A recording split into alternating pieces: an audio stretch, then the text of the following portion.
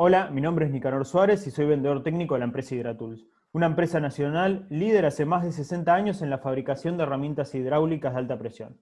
Somos fabricantes de la marca Zacapol y representantes exclusivos de la firma TorCap estadounidense en el país.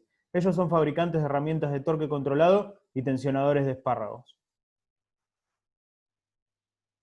Además de los servicios de venta sobre estos equipos, también contamos con una amplia gama de servicios que van desde capacitaciones sobre el uso debido de nuestras herramientas, capacitaciones teórico-prácticas sobre hidráulica de alta presión y torque controlado. Además, al ser fabricante de los equipos Zacapol, también contamos con un amplio stock de repuestos para hacer el mantenimiento preventivo o reparaciones de las herramientas.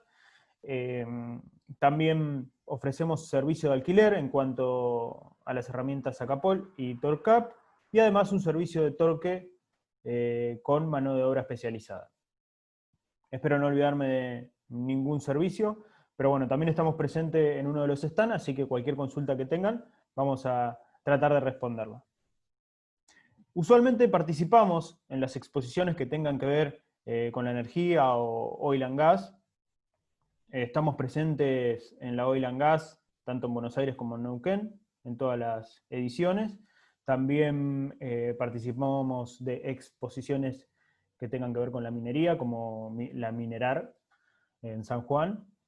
Y bueno, es la primera vez que estamos presentes en una Expo Capipe, y más de este tipo de exposición virtual. Seguramente es nuevo para muchos también, pero bueno, hay que adaptarse por la situación que atravesamos hoy, y la verdad que es una buena iniciativa. Queríamos aprovechar este espacio para tratar de brindarles una mini capacitación sobre hidráulica de alta presión y torque controlado. Vamos a dividirlas así en dos partes. Primero vamos a hacer una pequeña introducción a lo que es hidráulica de alta presión y después vamos a pasar a la parte de torque controlado. Así que comencemos. Voy a compartir la pantalla con unas filminas que tenemos armadas.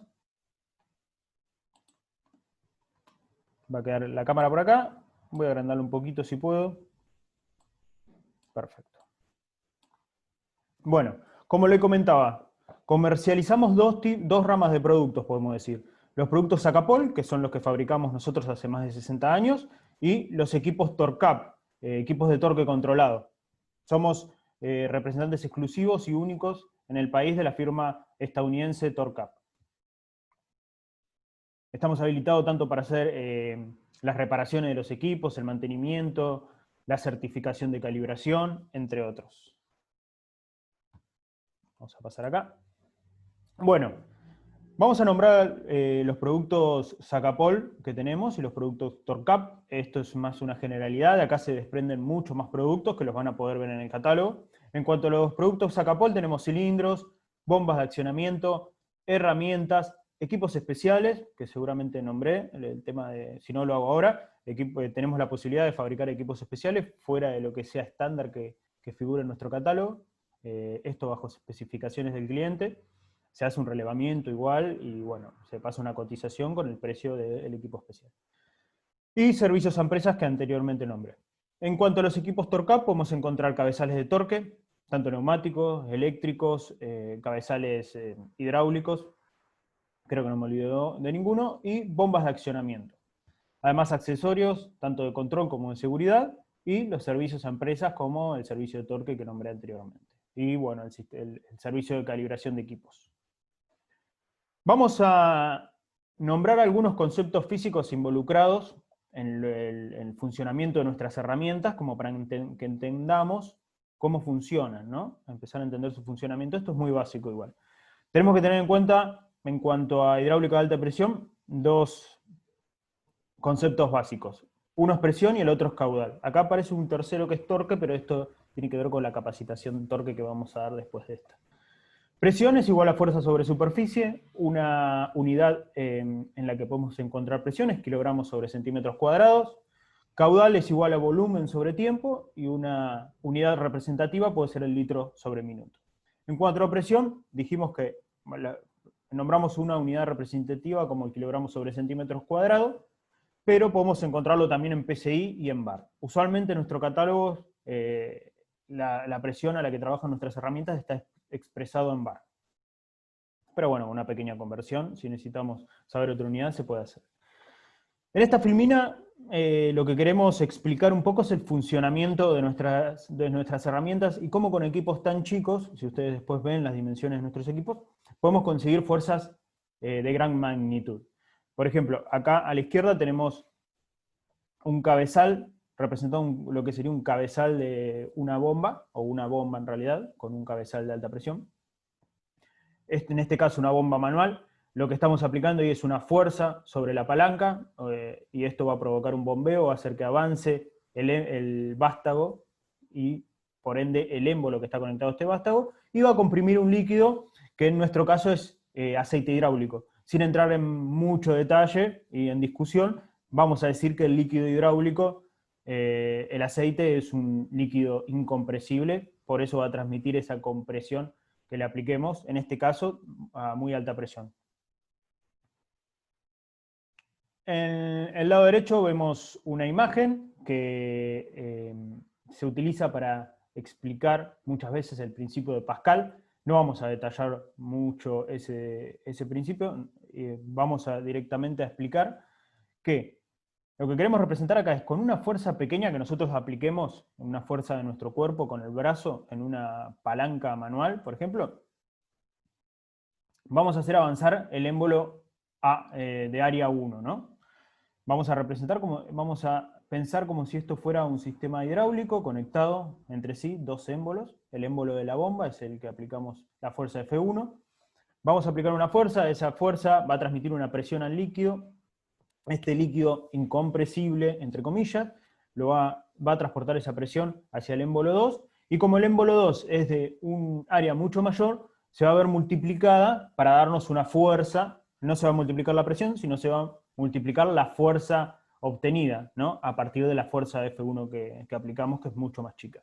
Entonces, de esta manera es para graficar o darnos una idea de cómo conseguimos esa multiplicación de fuerza. Básicamente se da porque el cabezal, en este caso el émbolo A1, de área 1, nos entrega una presión muy alta, comprime el aceite hidráulico a una presión muy alta, se transporta por una manguera de alta presión o por una cañería, y en el émbolo 2 vemos, según la ecuación, esta que tenemos abajo, que F2 es igual a F1, y la diferencia entre áreas, nos va a dar una F2 mucho mayor, y con eso vamos a conseguir en nuestro cilindro de herramienta que accionemos una fuerza muy grande, ¿no? Para extraer un rodamiento, para elevar una carga muy pesada, etc. Bueno, en cuanto a caudal, dijimos que era volumen sobre tiempo. Básicamente, para dar un ejemplo rápido y que se entienda, por ejemplo, tenemos un balde de 1 litro y lo empezamos a llenar con un líquido que sale de una manguera. Tomamos el tiempo en que ese litro de capacidad se llena, pongámosles que nos dio 1 minuto tiempo de reloj, y entonces podemos decir que tenemos un caudal de 1 litro por minuto. Esto nos sirve muchas veces para seleccionar la bomba que vamos a utilizar en el circuito eléctrico, en el circuito hidráulico, porque nos va a referenciar el tiempo en que vamos a llenar los cilindros o la herramienta que tendremos conectada, ¿no? Si sabemos la capacidad de llenado, la capacidad total del cilindro, vamos a poder calcular, según el caudal de la bomba, en qué tiempo lo llenamos. Vamos a hablar un poquito de las generalidades sobre los equipos Sacapol. No vamos a entrar en muchos detalles, no vamos a nombrar todos porque no tenemos demasiado tiempo, pero vamos a nombrar los productos más generales. De acá se desprenden todos los otros. Bombas hidráulicas en primera instancia. Una bomba hidráulica es una máquina capaz de transformar la energía mecánica que recibe en energía potencial. Esta energía potencial es transmitida por ese líquido hidráulico, y una vez que llega a nuestra herramienta o cilindro que tengamos conectado, se va a transformar en una energía de trabajo y vamos a poder realizar el trabajo que estamos necesitando hacer. Podemos separar las bombas hidráulicas en manuales y motorizadas, las que nosotros comercializamos. Tenemos, en cuanto a las bombas hidráulicas manuales, disponibles en depósito de 300 a 10.000 centímetros cúbicos de forma estándar. Después se pueden hacer fabricaciones especiales con depósitos mayores. Presión máxima de trabajo, tanto las bombas manuales, y adelanto que las bombas motorizadas también, la presión máxima de trabajo es de 700 bar, regulable de 0 a 700. Y disponible alguno de los modelos de las bombas manuales con válvulas de 2 o 4 vías opcional. Eso depende del cilindro que tengamos que accionar. Si es de simple o doble efecto, vamos a necesitar válvula de 2 o de 4 vías. Ahora lo vamos a ver, la diferencia entre un cilindro simple y doble efecto. En cuanto a las bombas hidráulicas motorizadas, contamos con distintos tipos. Opcional el motor monofásico, trifásico, naftero o neumático. Depósitos desde 10.000 a 60.000 centímetros cúbicos. Y la presión máxima, como dijimos anteriormente, es de 700 bar. Esto sí, acá en estos equipos, en la mayoría tenemos la opción de salida de una válvula distribuidora de 2 vías o de 4 vías. Bueno, en cuanto a los cilindros simple efectos que nombramos anteriormente, en estos cilindros vamos a tener la capacidad de empuje en un solo sentido, como muestra acá la fuerza, el sentido de la fuerza, y el retroceso de estos cilindros, cuando nosotros dejamos de aplicar una presión, cuando despresurizamos el sistema, es por resorte o gravedad. El resorte lo tenemos graficado acá en la cámara superior. Este cilindro se puede utilizar con una bomba que tenga válvula de salida de 2 o de 4 vías. En el caso de que se necesita una de 2 vías, con una de 2 vías estaríamos bien para este cilindro, pero si tenemos una de 4 podemos utilizarlo. Lo único que no se utiliza una de las vías de salida, se deja desconectada. La diferencia con un cilindro de doble efecto es que el cilindro de doble efecto tiene empuje en ambos sentidos, tanto el empuje como muestra la figura de la parte superior, y el empuje, el retroceso, ¿no? La fuerza de retroceso. Podemos empujar o traer algo hacia el cilindro. En este caso lo que tenemos que tener en cuenta es que la fuerza de empuje no va a ser igual a la fuerza de retroceso. En el caso de la fuerza de empuje tenemos toda una sección de apoyo, todo un área de apoyo, donde va a apoyarse el aceite y va a generar y con esa presión va a generar esta fuerza. Y en el caso de el retroceso, tendríamos que inyectar aceite en la parte superior de la cámara, en la cámara superior del cilindro, y en este caso el área de apoyo va a ser mucho menor porque tenemos el vástago sobre el émbolo, ¿no? Entonces nos va a sacar área de apoyo. Entonces esa fuerza va a ser menor a la de empuje. Y estos cilindros sí o sí requieren una bomba con una salida distribuidora de 4 vías. Tenemos distintos tipos de cilindros, cilindros de empuje, que pueden ser cilindros pastillas, cilindros cortos, van cambiando sus características de altura y recorrido, y bueno, tonelajes también. Cilindros para herramientas, que son estos, nosotros utilizamos para hacer casi todas nuestras herramientas, extractores de rodamientos, cortatuercas, etc. Tienen la camisa, la punta de la camisa roscada, y la punta del vástago roscado nos permite poner un núcleo y una conexión para un tipo de herramienta.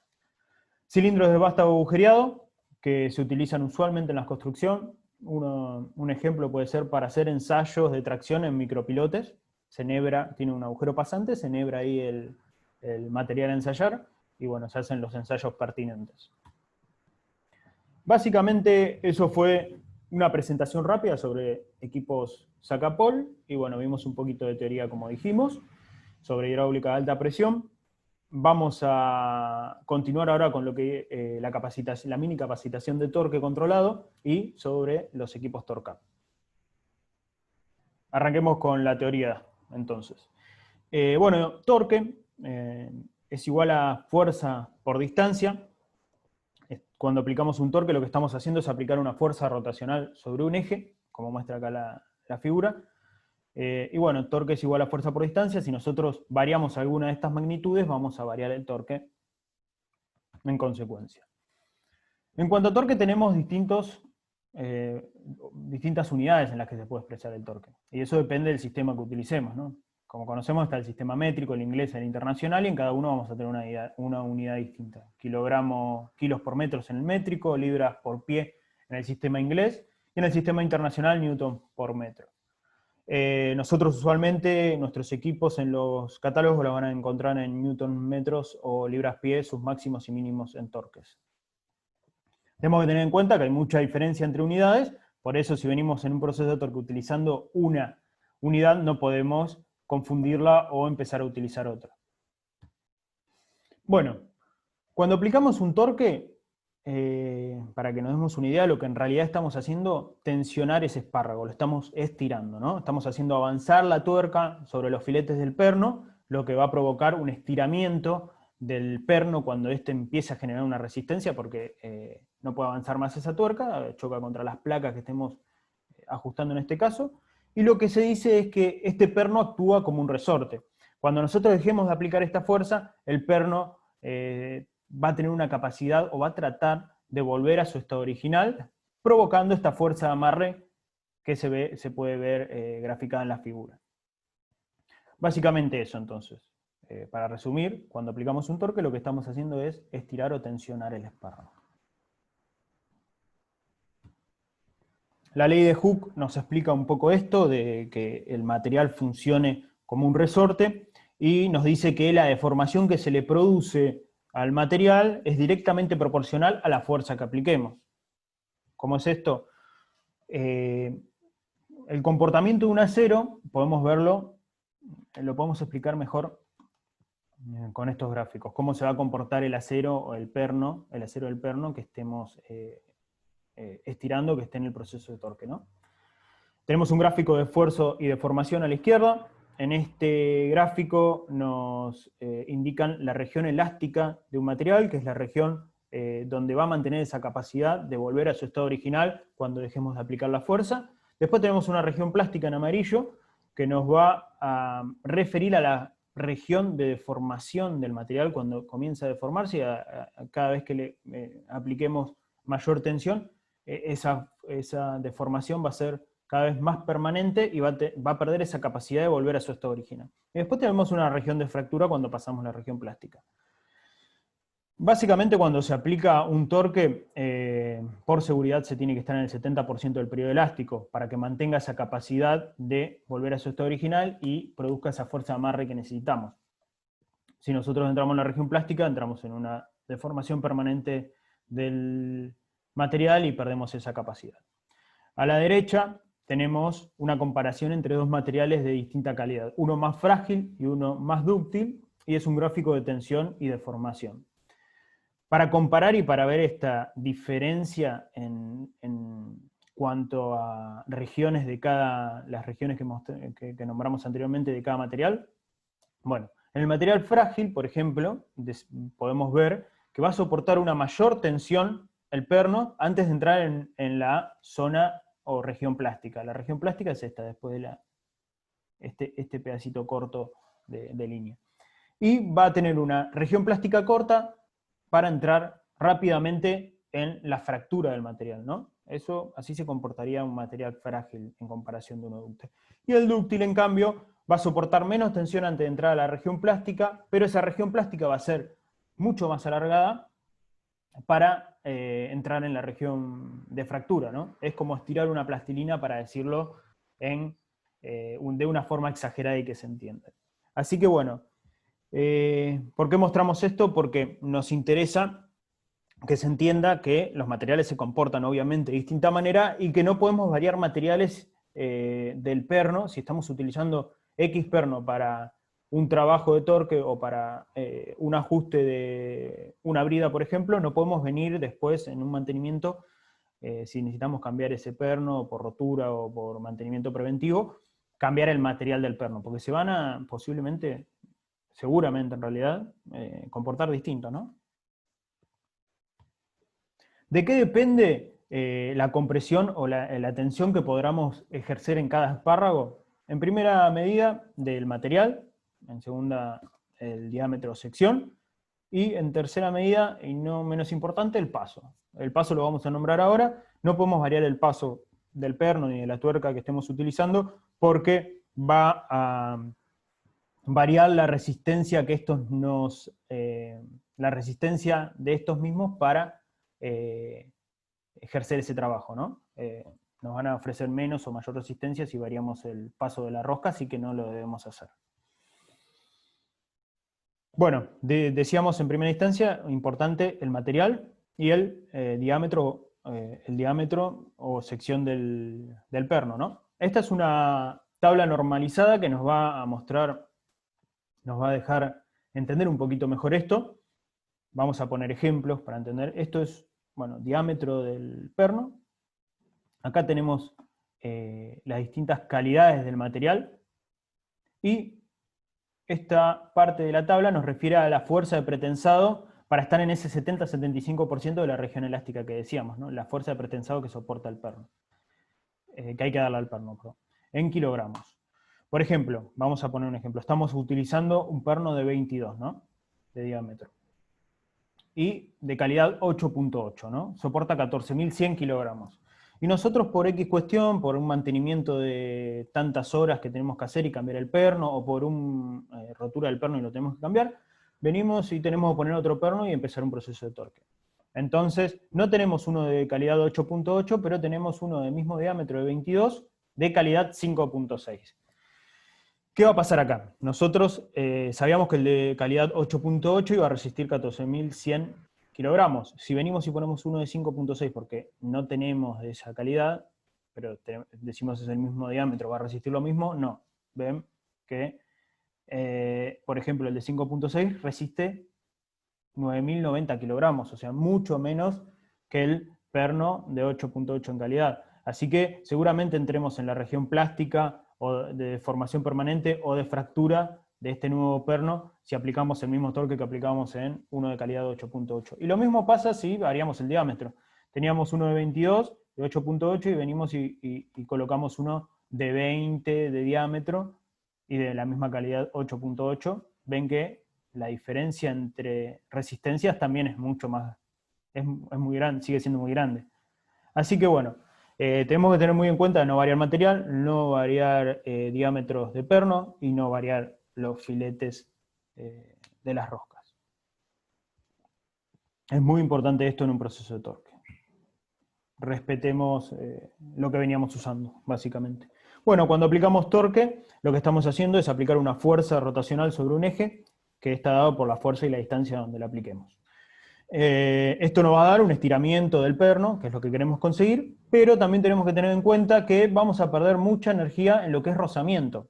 Tenemos rozamiento entre roscas de la tuerca y el perno, ahí se nos va a ir energía convertida en calor, y también tenemos rozamiento entre la parte inferior de la tuerca y la placa donde va a ir ajustada, el final ese de ajuste.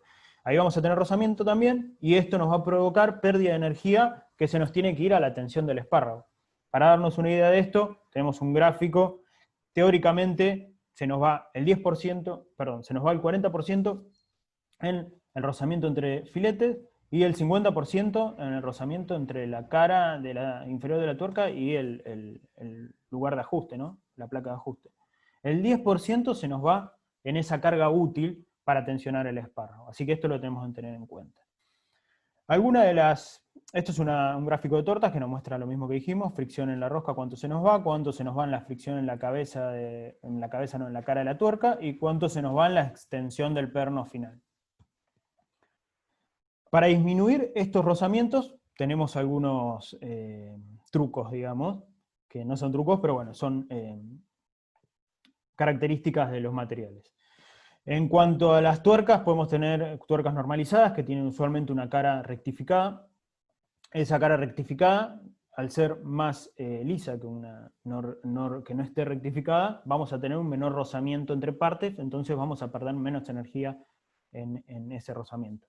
En cuanto a las arandelas también, una cara rectificada, vamos a perder menos rozamiento, vamos a tener menos resistencia en el avance por la rugosidad de los materiales.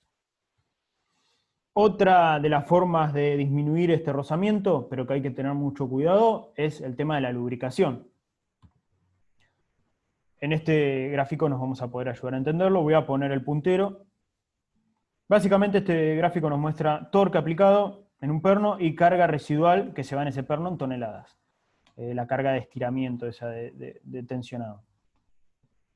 Tenemos tres procesos de torque. Uno sin lubricación, otro graficado acá con lubricación, con un aceite de calidad media, y un tercero con un aceite de alta calidad aplicado en ese torque. Esto hay que decirlo antes.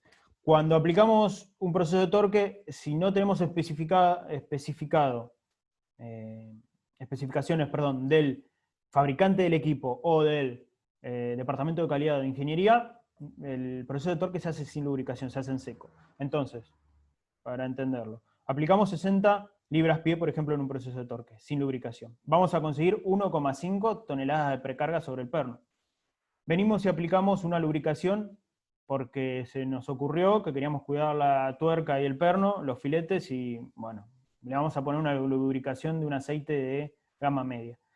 Aplicamos el mismo torque en ese proceso, vamos a conseguir, miren, el doble de precarga sobre el perno que estábamos haciendo sin lubricación. Y el proceso no lo decía. Entonces seguramente ese material, aplicando el mismo torque, va a sufrir un mayor estiramiento y vamos a posiblemente entrar en la zona de deformación permanente o en la fractura del material. Y ni hablar si le aplicamos un lubricante de alta calidad para torque.